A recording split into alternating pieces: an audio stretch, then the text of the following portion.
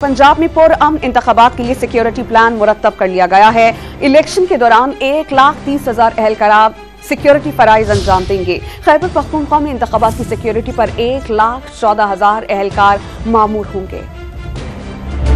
पंजाब के 28,120 polling station इंतहाई हसास करार दिए गए हैं। इलेक्शन डे पर पंजाब पुलिस के 1,30,000 एहलकार फराइज अंजाम देंगे। नफरी की कमी के बायस फौज और रेंजर्स के 92,000 से जायद एहलकार भी ऑन ड्यूटी होंगे। वजीर आला पंजाब मोहसिन नकवी के मुताबिक इंतखाबात की सिक्योरिटी के मद्देनजर 36,000 कैमरे लगाए जाएंगे।